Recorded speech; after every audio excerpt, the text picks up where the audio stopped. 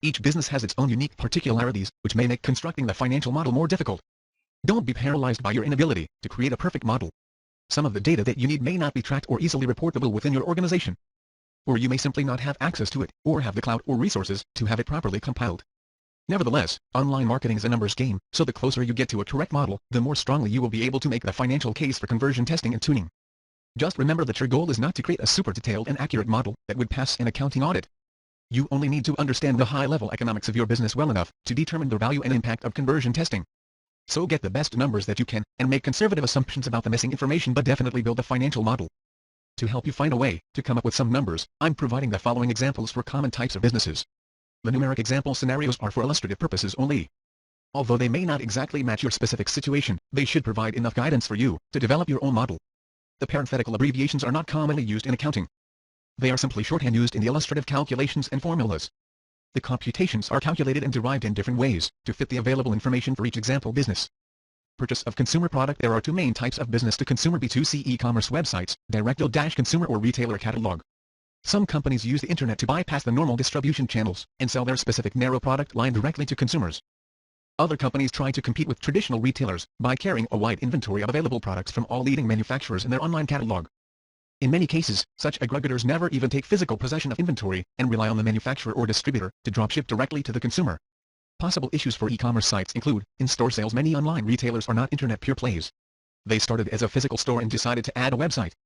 Because of the extensive information available on websites, many people will research the product on the internet and then buy it at the retail store location. In some consumer product categories, such crossover sales dwarf the online component and are inaccurately attributed simply to in-store sales. Market research is available for a number of industries documenting the amount of crossover. In the absence of specific numbers for your business, you can use such industry research as your starting point. Another tactic for accurately tracking in-store sales is to provide an incentive on your website, such as a special promotion or coupon code, that can be entered at the physical store point of sale. However, you will probably be underestimating the crossover, since many people will not bother with your special offer. This is similar to coupon clipping in the newspaper. Even though the coupon is available to everyone, only a fraction of households receiving the paper will take advantage of it. Of course, the value of the incentive will affect its participation rate, but most businesses cannot afford to offer huge discounts just to be able to track offline sales that originated online. Print catalog sales. Many businesses will mail catalogs to lists of prospects. This can create the reverse of the problem we just discussed. Catalog sales may be falsely attributed to direct online sales and inflate the effectiveness of the website. This is especially true when catalogs are regularly mailed to a large base of existing clients who are frequent repeat customers. Even though most catalogs include special incentives for ordering online, the revenue of the catalog sales will probably still be understated. One way to estimate this effect is to document the size of any online sales spikes following each catalog mail drop. If you can estimate the increased web sales compared to a similar period without a catalog drop, you can use this factor to lower your online sales estimates accordingly. Phone sales. If a significant portion of your sales come over the phone, it is very important to track this accurately. By assigning a separate toll-free number to each inbound traffic acquisition campaign, you can ensure that this happens. Do not use a single number for all channels and campaigns, because you will improperly attribute sales to direct call-ins. There are limitations to this approach if you want to maintain a high degree of granularity in your tracking.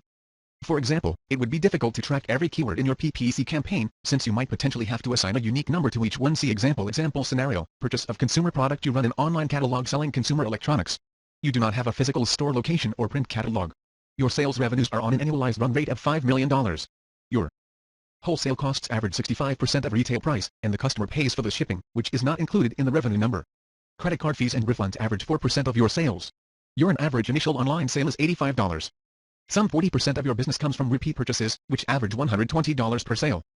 You run an SEO campaign for your website in-house, and outsource your PPC management to an agency with a budget of $500,000 per year, including media costs and agency fees. Some 20% of your sales are closed over the phone by your staff. The salaries of your phone sales and support people are $120,000 per year.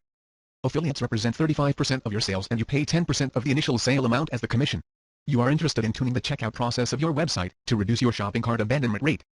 Revenue are $5 million annual revenue times 80%, since 20% are phone sales. $4 million, since only the checkout process is being tuned, phone sales do not count.